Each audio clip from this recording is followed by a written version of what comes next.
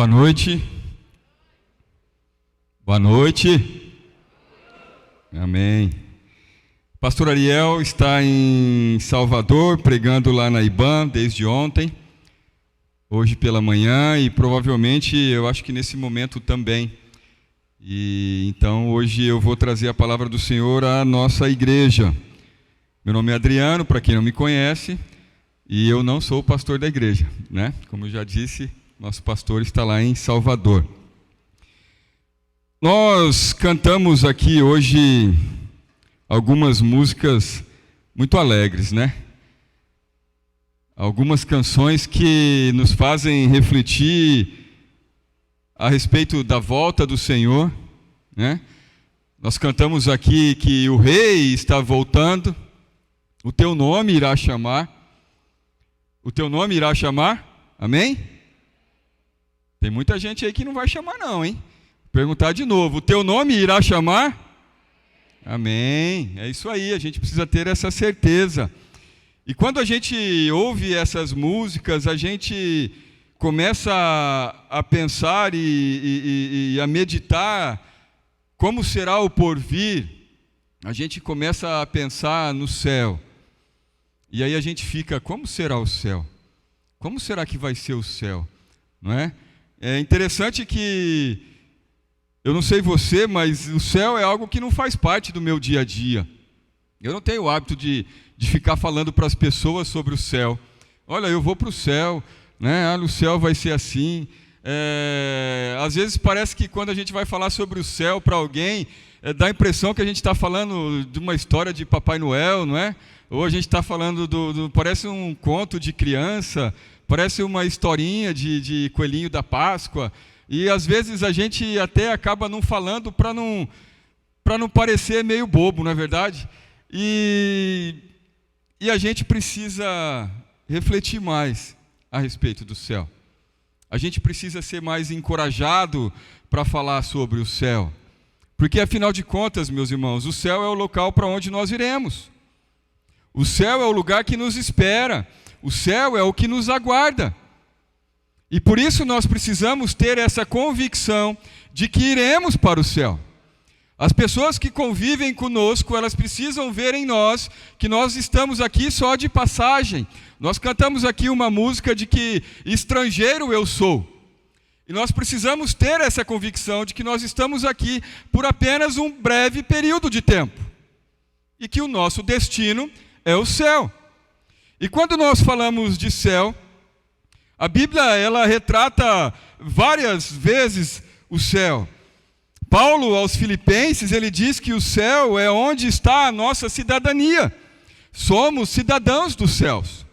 Aos Coríntios, ele diz que o céu é um lugar que olho nenhum viu, ouvido nenhum ouviu, ou mente humana imaginou.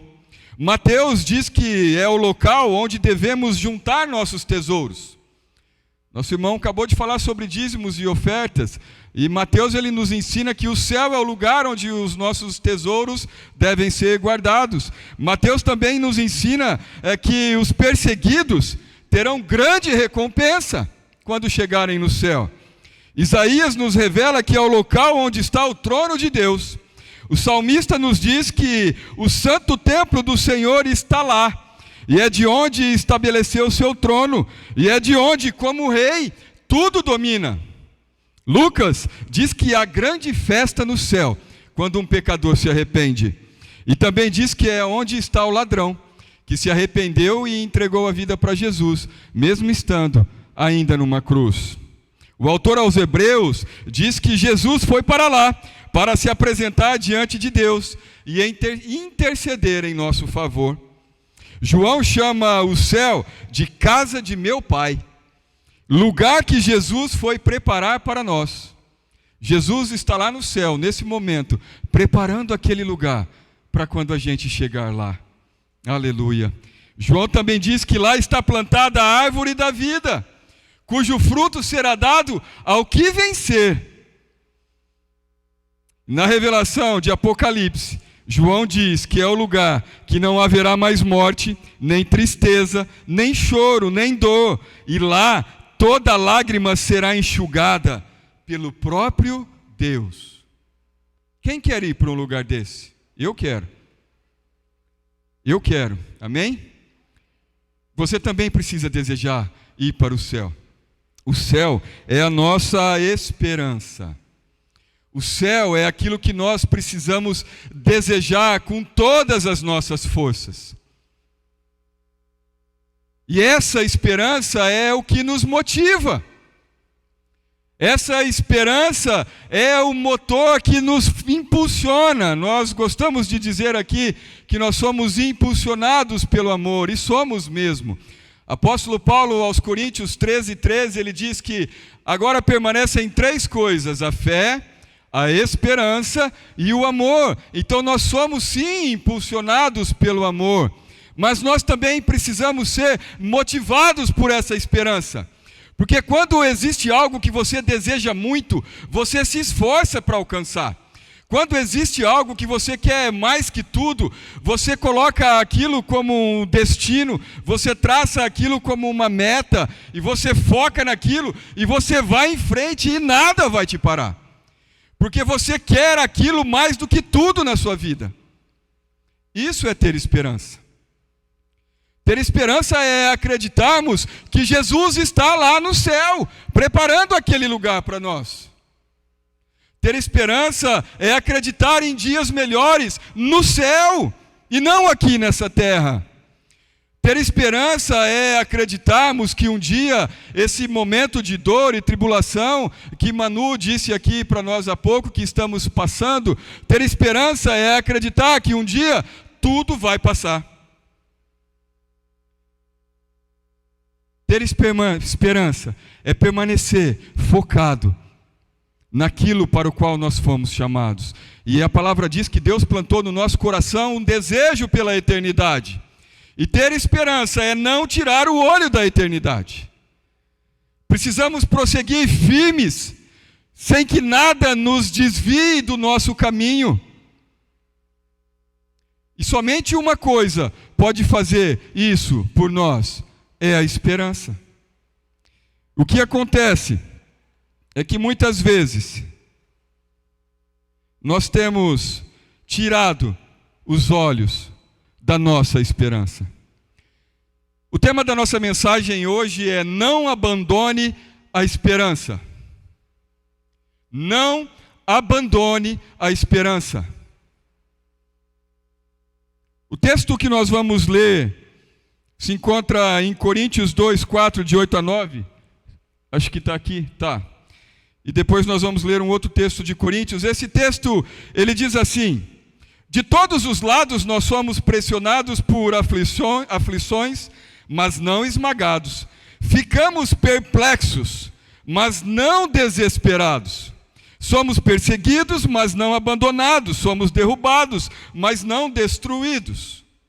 E nós acabamos de ler que os perseguidos, quando chegarem no céu, receberão uma recompensa das mãos do Senhor. O outro texto, um pouquinho na sequência deste mesmo capítulo, versículo 16 a 18, diz assim: por isso nunca desistimos, ainda que nosso exterior esteja morrendo, nosso interior está sendo renovado a cada dia. Pois estas aflições pequenas e momentâneas que agora enfrentamos produzem para nós uma glória que pesa mais que todas as angústias e durará para sempre. Portanto, não olhamos para aquilo que agora podemos ver. Em vez disso, fixamos. Repita comigo: fixamos. Fixamos o olhar naquilo que não se pode ver. Pois as coisas que agora vemos logo passarão, mas as que não podemos ver durarão para sempre. Nós acabamos de ler também que o céu é um lugar que olho nenhum viu. As coisas que não podemos ver durarão para sempre. Onde você tem fixado o seu olhar? É no céu? É na sua esperança? É na sua razão de continuar lutando pela causa de Cristo? Onde você tem fixado o seu olhar? Na sua força motriz que te impulsiona, como eu disse aqui? Ou será que tem sido nas circunstâncias e nas lutas da vida? Nós estamos acabando uma pandemia, assim eu creio, em nome de Jesus. Alguns ainda querem que ela continue por muito tempo, mas eu quero que ela termine rápido. Eu prefiro que ela passe logo, em nome de Jesus, e ela já está acabando. Nós podemos ver, as pessoas, elas têm sido menos infectadas a cada dia, mas não foi fácil chegar até aqui. Talvez alguns de vocês perderam pessoas queridas para esse vírus. Talvez alguns de vocês, nesse momento, tenham alguém doente no hospital e você está intercedendo em favor da vida dele. Mas você tem fixado o seu olhar nesse momento? Você tem fixado o seu olhar nessa tribulação, nessa angústia momentânea que nós acabamos de ler, que vai passar? Ou você tem fixado o seu olhar na esperança que é Cristo Jesus, que é na glória eterna? Você tem fixado o seu olhar na eternidade? Enquanto você viver, haverá problemas. Enquanto você respirar, você terá dificuldades. Enquanto houver fôlego de vida em você, você passará por tribulações. Elas nunca cessarão. Haverão momentos de paz, mas depois elas vão voltar. Assim como o ar que eu respiro, nós vamos passar por muitas aflições. Pois Jesus mesmo nos disse isso. Eu não estou jogando praga em você, nem em mim. Pois o próprio Cristo nos disse que no mundo tereis aflições, mas tende bom ânimo. Então nós teremos aflições. Mas o que eu quero que você possa captar esta noite é que você não fixe o teu olhar nas suas aflições. Que você fixe o seu olhar na esperança. Sabe por quê? Porque quando nós colocamos o nosso olhar nas circunstâncias, quando nós colocamos o nosso olhar nos problemas, nós desviamos o olhar da esperança e nós temos que olhar para os problemas.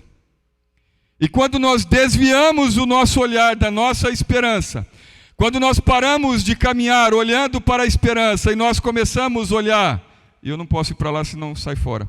E quando nós paramos de olhar para a nossa esperança, e nós colocamos o nosso olhar nos problemas, existe grande chance da gente se perder pelo caminho.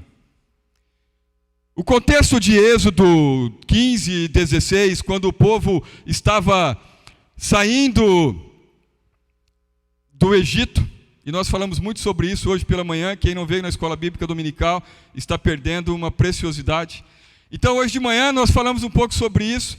Então aquele povo, ele saindo do Egito, já depois de 400 anos de cativeiro, muita luta, muito sofrimento, eles então são levados, liderados por Moisés, eles atravessam aquele mar vermelho, eles chegam ao outro lado, e você consegue imaginar eles passando tudo aquilo, mas eles estavam focados em uma promessa. Eles estavam focados em um só lugar. Aquele povo não tinha nada na cabeça que não fosse terra prometida. Leite e mel. O lugar onde mana leite e mel. Terra prometida. O olhar deles estava, terra prometida. E por conta disso eles ouviam o que Moisés estava falando. Eles já não aguentavam mais passar por tanto tempo de sofrimento nas mãos de Faraó. Eles já não aguentavam mais trocar a liberdade em troca de comida. Eles queriam verdadeiramente serem livres e Moisés trouxe para eles uma possibilidade de serem verdadeiramente livres na terra de Canaã. Então aquele povo acabou de passar por aquele rio. Não vou entrar no resto da história para trás, senão nós vamos demorar demais. Naquele mar, o povo tinha acabado de atravessar o Mar Vermelho. Eles chegam do outro lado. Vocês conseguem imaginar a euforia daquele povo? Às vezes a gente sai de um culto aqui pegado, não é? Pastor Ariel com aquela unção faz com que a gente saia de um culto animado, motivado. Essa semana vai ser diferente. eu vou mudar a minha vida, agora eu tenho um novo destino, eu sei o que Deus quer da minha vida. E Provérbios, né, que nós estamos sendo impactados por essa palavra, então nós vamos embora, eu preciso mudar. E o Ariel, né, no domingo, ele nos coloca de volta no nosso eixo, ele nos alinha, ele mostra aquilo que temos feito de errado através da palavra do Senhor. Então a gente sai daqui animado. Agora você imagina o povo que tinha acabado de atravessar pelo mar. O mar tinha sido aberto para aquele povo. Eu estava pensando a respeito disso e eu fico imaginando as pessoas caminhando naquele mar aberto, olhando aqueles paredões de água em volta. Vocês imaginam que loucura que não deve ter sido aquilo? O tamanho da fé que não deve ter brotado no coração daquelas pessoas? Quantas expectativas não tinha no coração daquelas pessoas? Elas iam caminhando naquela água seca e olhando para aquele monte de água dos lados, e olhando para trás e vendo os soldados de Faraó sendo mortos pela água que já voltava, o mar que fechava. Meu Deus, eu não sei você, mas eu me animo demais só de pensar nisso. O quanto isso deve ter sido algo assim extasiante, algo extremamente motivador para aquele povo. E então eles chegam ao outro lado, e eles começam a caminhar, e eles começam a andar rumo à terra prometida. Eu fico imaginando aquele povo cantando, louvando, né? Aquele povo dançando, como Moisés pediu a Miriam, e aquele povo foi caminhando. A Bíblia diz que eles caminharam por 3 dias. E logo o sol começou a bater na cabeça. E aí alguém começou a ter sede, inclusive eu. Se puder pegar essa água que está aí, eu agradeço, amor. E então, assim, aquelas pessoas começaram a caminhar, mas o cansaço foi batendo. Começou a chegar neles, assim, um pouco de desânimo. Afinal de contas, estava demorando demais para chegar em Canaã. Nós saímos do Egito, poxa, ficamos lá 400 anos. Vai demorar quanto tempo para a gente chegar nessa terra prometida? E então esse povo caminha. Um dia, o sol começa a esquentar, caminha 2, começa a bater uma canseira, caminha 3, eles começam acabou a água. E aí caminha mais um pouquinho, alguém já deve começar a gritar lá: ô Moisés, acabou a água, Moisés, né? E aí caminha mais um pouquinho, eles chegam onde? Em Mara. A Bíblia diz que eles chegam no lugar chamado Mara. E esse nome é dado àquele local porque era um lugar de águas amargas. Aquele povo encontra ali um pouco de água, e eles devem ter visto aquela água, ficaram assim: meu Deus, água, chegamos na água. Até a água Deus já proveu. A gente já estava aqui começando a reclamar que ia faltar água, mas está aí a água. E aí alguém vai lá, né? O povo já dá aquela respirada funda, vou tomar um gole d'água, que nem eu tomei o meu aqui agora. E aí alguém põe aquela água na boca e... amargo. E aí alguém grita: Moisés, a água está ruim, Moisés, não dá para beber. E aí o povo começa a murmurar, e o povo começa a reclamar, e o povo então tira o olho de Canaã e começa a olhar para a água amarga. É interessante que aquele povo estava acostumado a viver em águas amargas. Quando nós olhamos um texto de Êxodo, antes ainda, lá no cativeiro, 80 anos antes de terminar a escravidão, a Bíblia diz que Faraó iria tornar o tempo daquele povo no Egito ainda mais difícil. Ele iria tornar a escravidão ainda pior. A minha versão NVT, ela diz que aquele povo passaria por um tempo amargo, um tempo de luta e dificuldade. Então já era um povo acostumado a viver na amargura, acostumado a reclamar. Já era um povo que estava acostumado com o sofrimento. E quando eles começaram a caminhar para Canaã, logo em seguida, o que acontece? De novo o sofrimento. Eles começam a pensar lá atrás. Eles tiram o olho da esperança e começam a olhar de volta para o Egito. A Bíblia diz então que em Mara, no lugar de água amarga, aquele povo reclamando, murmurando, chiando com Moisés, aquela euforia toda de ter passado o Mar Vermelho já tinha acabado, eles já tinham esquecido, ninguém lembrava mais do que Deus tinha feito há 3 dias atrás. E agora o povo era só reclamação. Mas mesmo assim, a palavra diz que Moisés ora ao Senhor, e então ele pega um arbusto, joga na água, as águas se tornam doces, o povo bebe daquela água. Alguns estudiosos dizem até que pode ser que aquele arbusto fosse um galho de figueira, árvore comum da região. A Bíblia não fala nada, é só especulação. Mas enfim, o fato é que a Bíblia diz que Moisés pega um arbusto, joga naquela água se torna doce, então aquele povo bebe. E então aquele povo se sacia, mata a sua sede, começa a caminhar de novo.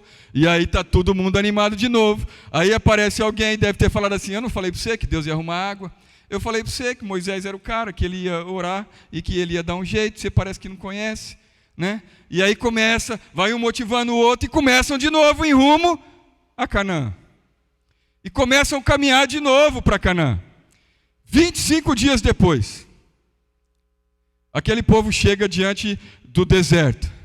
E aí então, eles começam a reclamar por falta de comida.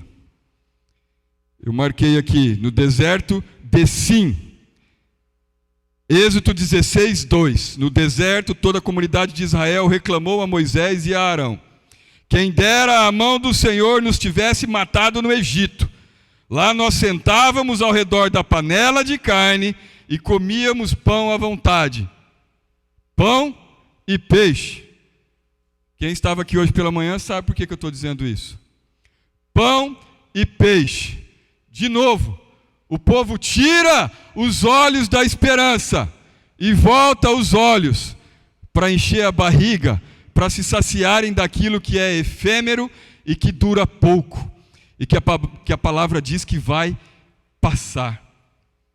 O povo tira os olhos da eternidade e começa a murmurar, preferindo voltar à escravidão do que continuar lutando em busca da esperança. Continuar lutando em busca da eternidade. Continuar lutando em busca da sua terra prometida. O povo começa então a reclamar. Depois que eles chegam em Mara, a esperança já era. E depois de Mara, mais ainda. E aqui eu até coloquei aqui uma brincadeira e disse assim, um olha para o outro, lá no deserto, dá uma cutucada. Hein, Harrison? Deve ter dito assim, eu falei para você que esse Moisés ia enganar nós. Eu falei para você que esse Moisés era um fanfarrão, mentiroso, profeta de meia tigela. Falei para você que esse Moisés ia dar um golpe em nós, ele só queria nosso dinheiro. Só queria o nosso dízimo. Moisés não vai levar nós para a terra prometida, coisa nenhuma. E aí começa o povo a fazer esse tipo de comentário. Mas a verdade é que em Mara, o povo tirou os olhos da terra prometida e depois não colocou mais. Tão certo, como eu já disse, tão certo como o ar que eu respiro, um dia todos nós vamos passar por Mara. Alguns aqui, ou até alguns que nos assistem em casa, neste momento estão passando por águas amargas. Se você não está, você vai chegar.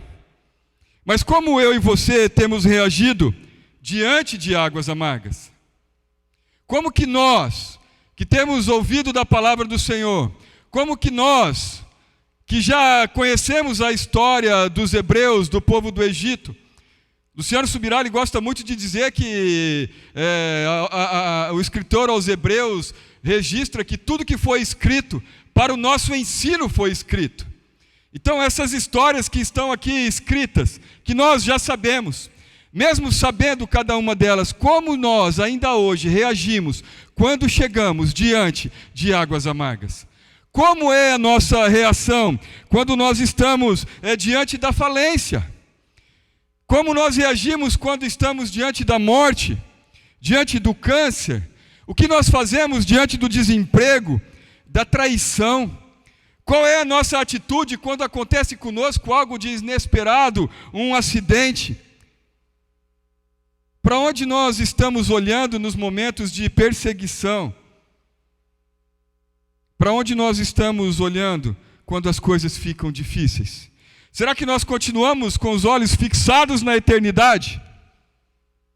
Ou será que nós começamos a murmurar e começamos a fazer outras coisas que não deveríamos? O tema dessa mensagem, como eu disse, é não abandone a esperança. E por que abandone?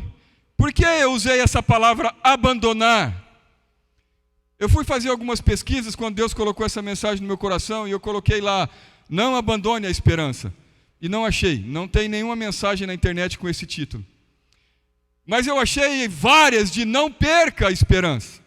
E aí eu falei, então eu vou trocar para não perca a esperança. Mas aí então Deus falou no meu coração, mas não é isso que eu quero falar para a igreja. Porque perder é algo involuntário, meu irmão. Você não sai de casa querendo perder a carteira. Ninguém sai de casa assim, hoje eu vou perder a carteira. Hoje eu vou deixar meu celular num lugar e vou largar ele lá, eu vou perder. Perder é algo que independe da sua vontade. Perder é algo que acontece sem você desejar. Mas abandonar não. Abandonar é algo que você faz porque você quer. Abandonar é algo que você deliberadamente decide fazer. Eu vou abandonar o meu celular. Eu vou abandonar a minha casa. Eu vou abandonar os meus filhos. Eu vou abandonar a minha igreja. Eu vou abandonar a minha fé. E eu vou abandonar a minha esperança. Eu não vou mais olhar para a terra prometida. Eu não vou mais olhar para o céu. Porque quer saber, na verdade, eu acho que isso aí entra no mesmo pacote lá da historinha do Papai Noel. E muitas vezes o que nos faz tomar essa decisão de abandonar a esperança é quando nós estamos em Mara. É quando nós estamos passando por dificuldades. São nos momentos ruins da nossa vida que muitas vezes nós decidimos abandonar a nossa esperança. Significa que durante o processo de sua passagem por Mara, e de acordo com suas reações diante das dificuldades, eu e você corremos grandes riscos de abandonar nossa esperança. Nós muitas vezes escolhemos permanecer em Mara, ou pior, muitas vezes decidimos voltar para o Egito, voltar para a escravidão. E alguns riscos que nós corremos nos momentos difíceis e que pode fazer com que a gente abandone a nossa esperança. O primeiro deles é nos tornar murmuradores. Murmurar é negar a providência de Deus. Murmuradores, quando você se torna um murmurador, a murmuração, ela não distingue o ímpio dos filhos de Deus. A gente se torna tudo um mesmo pacote. A murmuração, ela é contrária à humildade, porque ela está em desacordo com o padrão de Jesus. Jesus vivia em humildade, e os murmuradores, eles não são humildes, porque são pessoas que reclamam de tudo, e nunca estão contentes com nada. São os eternos insatisfeitos. São aquelas pessoas que até mesmo na igreja conseguem reclamar de tudo. Nada satisfaz esse tipo de gente. E às vezes eles estão até mesmo dentro da igreja, mas vivendo como se estivessem em Mara. E por isso os olhos deles não estão na esperança, não estão na eternidade, não estão no céu. Murmuração é resultado do egoísmo, e murmuração é pecado. Filipenses 2,14 diz que devemos fazer tudo sem murmuração ou contenda. Outra coisa que pode acontecer quando nós estamos em Mara, como o próprio nome diz, nós nos tornamos pessoas amargas. Nós nos tornamos pessoas rancorosas, pessoas infelizes. Nós nos tornamos pessoas que têm dificuldades de olhar para o céu. Você já olhou para o céu? Eu amo olhar para o céu. Lá onde eu moro, às vezes acaba a energia, e quando o céu está bem aberto assim, é um lugar bem escuro, a gente olha para o céu, eu fico olhando. Gente, eu amo olhar para o céu. Esses dias eu quase fiz uma inscrição para ir para o céu. Não sei se vocês sabem, aí está rolando um sorteio na internet aí para ir para o céu, né? Mas é verdade, gente. Tem um cara aí que está sorteando uma viagem para o espaço, tá bom? Então, se alguém quiser, entra lá, vou até fazer uma propaganda no site, omase.com, e você compra lá quantidade de número e você pode ganhar uma viagem para o espaço em janeiro do ano que vem. As inscrições só vão até o dia 1º. Eu ainda estou pensando se eu vou fazer a minha. Mas, enfim, o fato é que eu amo o céu. Eu gosto de olhar para o céu. Mas quando nós olhamos para esse céu, nós precisamos olhar além daquilo que os nossos olhos enxergam. Nós olhamos para o céu de dia e nós vemos o céu azul, às vezes algumas nuvens. Às vezes nós olhamos para o céu à noite e é o espaço, é o segundo céu. E quando não tem nuvens, você consegue ver aquela escuridão, aquela imensidão, a Via Láctea, a criação. É lindo. Mas nós devemos olhar além disso. O nosso olhar precisa ir além disso. Precisa ir para o reino espiritual, que é para o céu, ao qual eu disse aqui várias vezes no começo, onde é o nosso lugar. Mas o fato é que pessoas amargas não conseguem olhar para o céu. Porque o céu é o tipo de coisa que não dá alegria para elas. O céu é o tipo de lugar que não interessa para elas. Afinal de contas, lá no céu só tem gente feliz. E gente amarga quer distância de gente feliz. Gente amarga quer viver sozinho. Gente amarga quer viver o mundo delas. E a Bíblia, o que é pior, a Bíblia diz que gente amarga contamina os outros. Gente amarga faz com que quem está perto dele se torne amargo também. Por isso que quando nós tiramos os nossos olhos da nossa esperança, nós corremos grande risco de nos tornarmos pessoas amargas. Pessoas amargas, elas estão sempre de cara fechada, rancorosas, não conseguem se alegrar com a alegria dos outros. Semblante pesado. Hebreus 12:15, parte B, diz assim: fiquem atentos para que não brote nenhuma raiz venenosa. Olha que palavra. Fiquem atentos para que não brote nenhuma raiz venenosa de amargura dentro de vocês. E aí diz assim: que cause perturbação, contaminando muitos. Meus irmãos, permaneça focado. Permaneça com seus olhos no Senhor, fixos no Senhor, para que você não se torne uma pessoa amarga. A palavra do Senhor nos relata a respeito de Noemi. Não vou contar a história porque o tempo não permite, depois você lê apenas 4 capítulos. Noemi, a Bíblia diz que é uma pessoa que um dia alguém a apresentou em um determinado lugar e ela disse assim: não me chame mais de Noemi, me chame de Mara, porque agora o meu coração ficou amargo. E então Ruth, com o coração alegre e sempre olhando para o céu, Ruth conseguiu trazer esperança de volta para o coração de Noemi. E a história foi totalmente mudada. E eu não sei quantos se lembram ou não, mas da genealogia, então, de Ruth, né? Que vem Jessé e depois vem Davi, até chegar em Cristo Jesus. A amargura impede de ver a ação de Deus. E por isso, cada vez mais, nós vamos abandonando a nossa esperança. Outra coisa que outro risco que nós corremos, e esse é o mais grave de todos, quando nós deixamos de olhar para o céu, é de voltarmos para o Egito. O risco que nós corremos quando nós deixamos de olhar para a nossa esperança. Quando nós deliberadamente abandonamos a nossa esperança, o risco que nós corremos é de não herdarmos a terra prometida. Eu, fazendo as minhas pesquisas a respeito desse tema, eu encontrei uma frase. Quando eu pesquisei lá na internet, não abandone a esperança, apareceu uma frase lá. Tem aí, Marcão?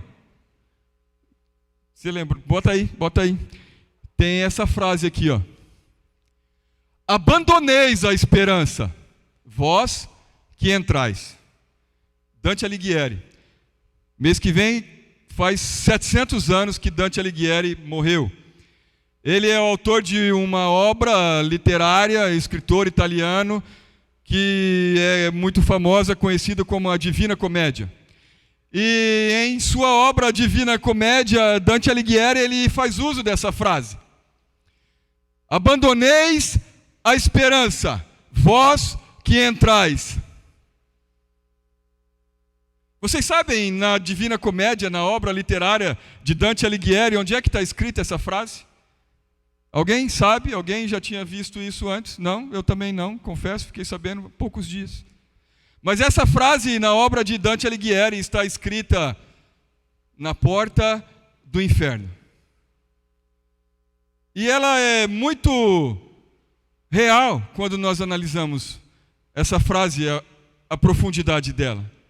Porque a partir do momento, aqueles que, de uma forma que infelizmente não herdarão o reino dos céus, provavelmente eles lerão algo desse tipo, quando passarem pela porta do inferno. Porque nada mais vai fazer sentido, e lá eles não terão mais nenhuma esperança. Não haverá mais nenhuma esperança naquele lugar. Mas glória a Deus, porque para nós ainda há esperança. Porque eu creio, nós aqui, nenhum de nós irá passar por baixo dessa placa, em nome de Jesus. Nós vamos passar por uma daquelas portas que João fala em Apocalipse, que nós aprendemos aqui hoje pela manhã de novo, o nome dos 12 apóstolos. Não é? João diz que ele viu 12 portas e que em cada uma delas estava escrita o nome de cada um dos apóstolos. Me corrijam depois se eu estiver errado. Então, provavelmente, pelo menos eu não sei qual nome eu vou ver, mas eu quero ver o nome de algum deles lá. Eu vou ver o nome de algum deles, porque é por uma dessas portas que eu irei passar. Mas como eu estava falando, esse é o maior risco que nós corremos. Sabe por quê, meus irmãos? Porque quando nós tiramos o olho da nossa esperança, da eternidade, do céu, nós corremos risco de cair numa vida de pecado. Quando nós colocamos o olho na dificuldade, quando nós colocamos os olhos nas lutas, quando nós colocamos os nossos olhos na falta de dinheiro, quando nós colocamos os nossos olhos na doença, quando nós colocamos os nossos olhos na calúnia, na injúria, na traição, pode suscitar em nós um desejo carnal e maligno de pecar. Quando falta dinheiro, meu irmão, o nego fala que até mata pelos filhos, não é isso? É um pecado, meu irmão. Você não pode matar pelos seus filhos se faltar dinheiro, por mais que pareça ser justo. Quando alguém faz um mal para você, vem um desejo de vingança. Mas a Bíblia nos diz que nós devemos deixar com o Senhor a justiça. Nós não devemos nos vingar de ninguém, mas muitas vezes nós somos tomados pelo desejo de vingança. E algumas delas até nós vamos lá e vamos às vias de fato e cometemos a vingança. Quando nós somos traídos, o que é que o mundo nos diz? Foi traído, trai também. Não é assim? Ah, minha esposa me traiu. Ah, arruma outra e trai ela com outro. Isso é o que o mundo nos ensina. Quando alguém te bate, o desejo que você tem é de dar o troco na mesma moeda, mas Jesus te fala assim, dê a outra face. Porque Jesus não quer fazer com que você tire os olhos da sua esperança. Ele quer com que seus olhos permaneçam fixados na eternidade. E Ele sabe que se você der vazão àquilo que está dentro de você, existe grande chance de em você se desviar do seu caminho e você não herdar a terra prometida. E como nós podemos fazer então para não abandonar a esperança? O que nós podemos fazer então para permanecer com os nossos olhos fixados no Senhor? O que nós devemos fazer para não correr esses riscos de nos tornarmos murmuradores, de nos tornarmos pessoas amargas e de nos tornarmos pessoas que não herdarão a terra prometida? O que nós podemos fazer para não nos transformarmos em pessoas incrédulas, ingratas e desobedientes? Porque o que Deus espera de nós, meus irmãos, quando nós chegamos em Mara, o que Deus espera de nós quando nós chegamos diante da dificuldade, é confiança, é gratidão, é obediência. É saber que momentos de dificuldade são um processo, fazem parte de um processo, que nós somos provados em Mara. Ele nos leva até lá para nos provar. E nós precisamos sair de lá aprovados e não reprovados. Eu citei aqui apenas algumas coisas que nós podemos fazer para não abandonar a esperança. Nós precisamos retirar as cinzas do altar diariamente. A palavra do Senhor nos diz que Deus manda o fogo, mas retirar as cinzas do altar é nossa tarefa. Nós precisamos limpar o nosso altar diariamente, para recebermos do Senhor um fogo novo, a nova unção, aquilo que Ele tem para nos dizer, porque só assim nós vamos conseguir permanecer olhando no Deus que vai nos conduzir aos céus. Só assim nós vamos crer. Eu lembrei de você, Thelma, que eu fui pesquisar, alguém falou sobre a palavra shalom, né? Geralmente shalom as pessoas falam paz, né? No hebraico, Thelma, lembrei. E tem um significado muito amplo essa palavra. E quando nós chegarmos no céu, essa palavra shalom, ela vai se realizar dentro de nós. Ela vai se concretizar dentro de nós. Porque ela tem um significado muito profundo. Porque é algo que é um sentimento de que você vive com nada faltando, nada quebrado e nada fora do lugar. É algo que te traz prosperidade, alegria, saúde. Isso é shalom. Mas quando nós deixamos de olhar para o Senhor, para o céu espiritual, nós deixamos e perdemos a oportunidade de vivermos o céu aqui na terra. Eu já falei isso aqui outras vezes. Nós não precisamos morrer para chegar no céu. Nós podemos viver o céu aqui. Nós podemos viver assim na terra, como é no céu. Nós podemos fazer com que shalom seja algo que faça parte da nossa vida, mas para isso, nós precisamos permanecer firmes na nossa esperança, renovando a nossa mente diariamente. Lembre-se de Ana. Se o pessoal quiser subir da banda, já estamos finalizando. Se você tiver que lembrar de alguém, não se lembre do Egito. Se você tiver que se lembrar de alguém, não se lembre das suas dificuldades. Não coloque o seu olhar nas suas lutas. Mas lembre-se de Ana, que foi ao templo, persistia de ano em ano, não podia engravidar, a mãe de Samuel. E a palavra diz que ela, mesmo com a alma amargurada, ela chorou. Mas ela não só chorou, ela chorou e orou. E Deus respondeu à oração de Ana. Ela não desanimou. No momento de dificuldade, Ana não falou assim: eu não vou mais para a igreja, eu vou abandonar a igreja. Não, ela permaneceu firme. Lembre-se de Jó, o louvor. Em meio a todas as dores que ele sentia, as palavras que saíram da boca de Jó foram: louvado seja o nome do Senhor. Louve o teu Deus. Quando a sua mente e o seu coração quiser te levar para aquele lugar de amargura, louve ao Senhor. Comece a cantar, comece a proclamar palavras de bênção sobre a tua própria vida. Lembre-se de Josué. meditação diária na palavra e esforço. O êxito da missão de Josué, então, depois de Moisés conduzir aquele povo à terra prometida, esse êxito está diretamente ligado à obediência e à ordem que ele recebeu do Senhor. Então, somente esforça-te, tem muito bom ânimo. Medita na minha palavra, dia e noite. Medite na minha palavra, dia e noite. Oração como Ana, louvor como Josué, como Jó, e meditação diária na palavra como Josué. Lembre-se também de Jesus, que permaneceu fiel até a morte, e morte de cruz. Em nenhum momento Jesus deixou de olhar para o objetivo dele, porque Jesus sabia para onde ele ia.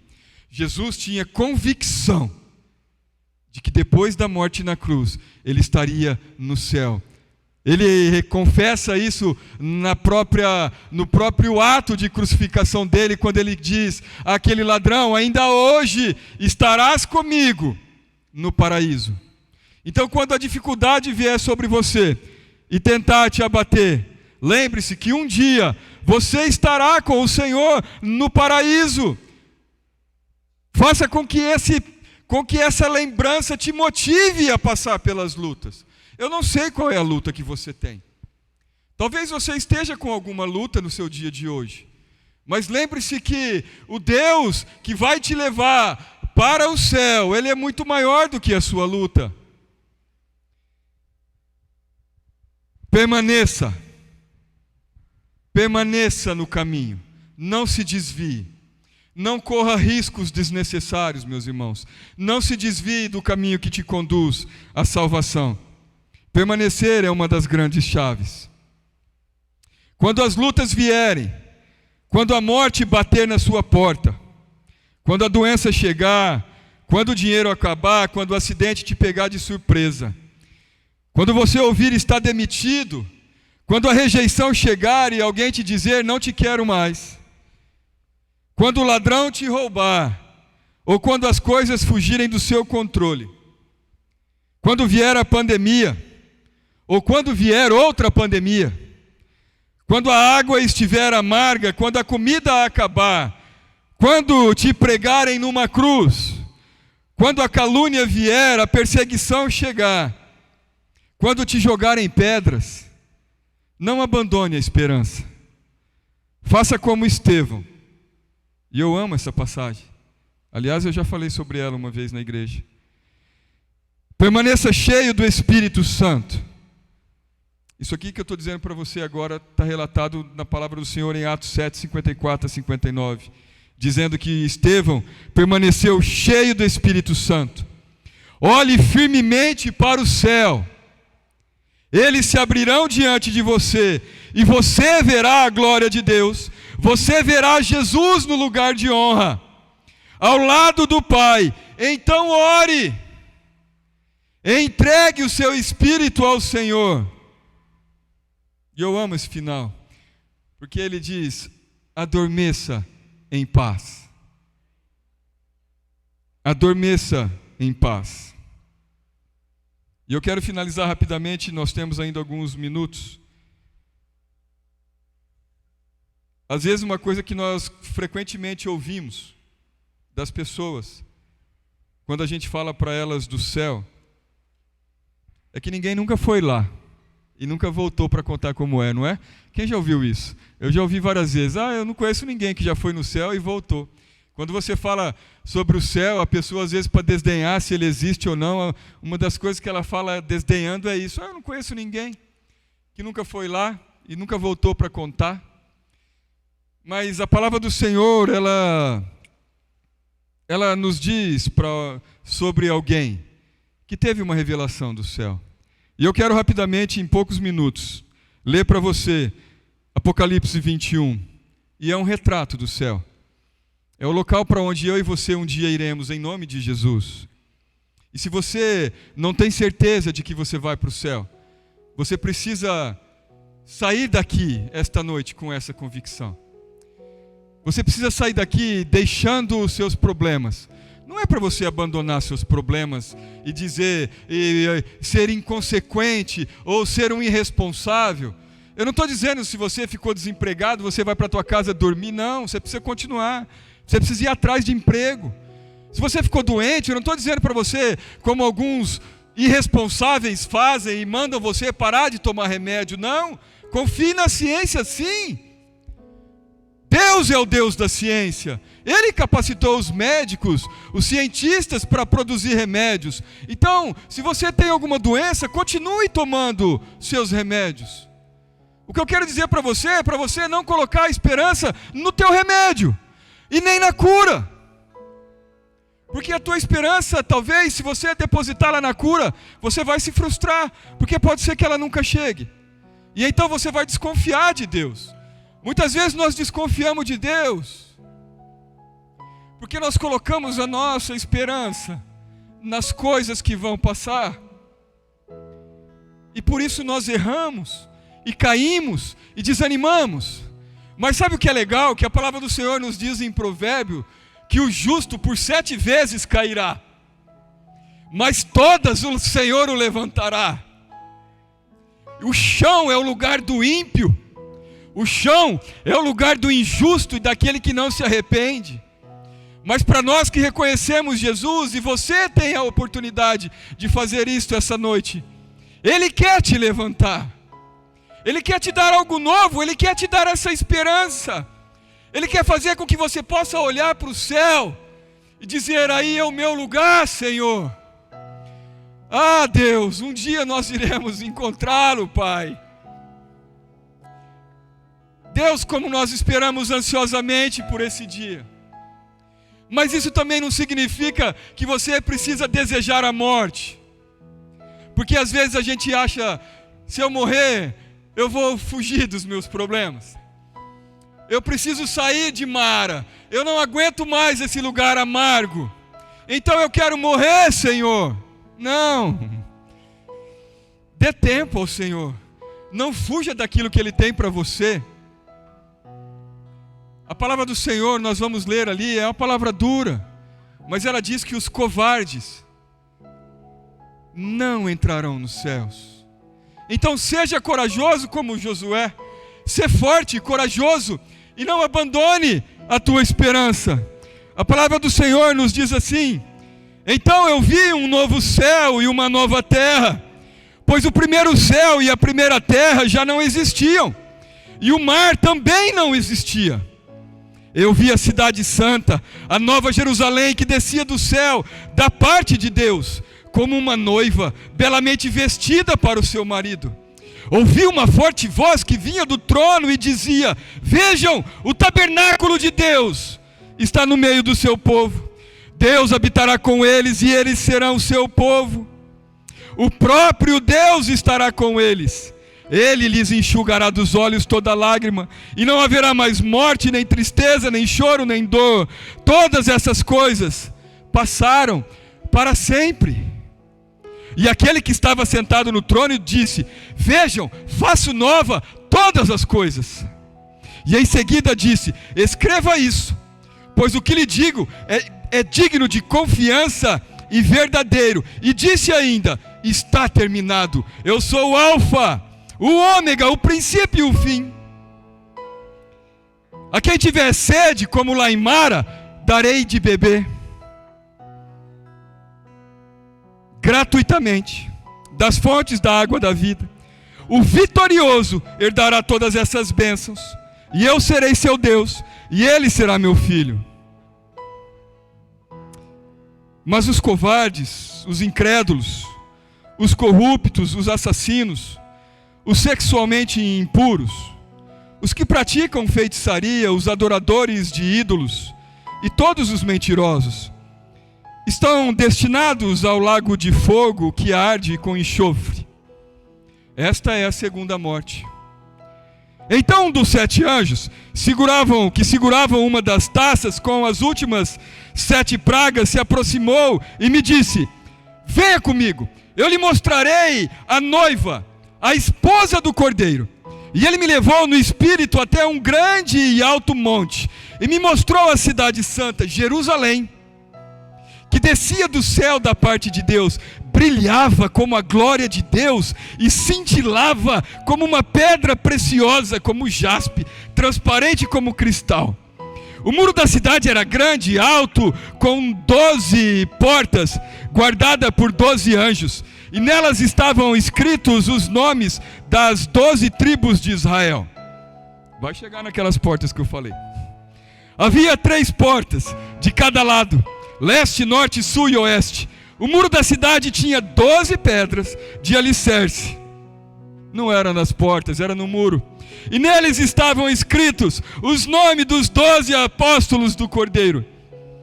O anjo que falava comigo tinha na mão uma vara de ouro para medir a cidade, suas portas e seu muro. A cidade tinha o formato de um quadrado, de comprimento e larguras iguais. De fato, tinha 2.200 quilômetros de comprimento, de largura e de altura. Então ele mediu o muro, descobriu que tinha quase 65 metros de espessura, de acordo com a medida humana usada pelo anjo. O muro era feito de jaspe, a cidade era de ouro puro, transparente como vidro. O muro da cidade era construído sobre alicerces ornamentados com 12 pedras preciosas. A primeira com jaspe, a segunda com safira, a terceira com ágata, a quarta com esmeralda, a quinta com ônix, a sexta com cornalina e a sétima com crisólito, a oitava com berilo, a nona com topázio, a 10ª com crisópraso, a 11ª com jacinta e a 12ª com ametista. As 12 portas eram feitas de pérolas, cada porta de uma única pérola, e a rua principal era de ouro puro e transparente. A cidade não precisa de sol nem de lua, pois a glória de Deus a ilumina, e o Cordeiro é a sua lâmpada. As nações andarão em sua luz, os reis em toda a sua glória entrarão na cidade. Suas portas nunca se fecharão, pois ali não haverá noite, e todas as nações trarão sua glória e honra à cidade. Nenhum mal terá permissão de entrar, nem pessoa alguma que pratique o que é vergonhoso, mas somente aqueles cujos nomes estão escritos no livro do Cordeiro.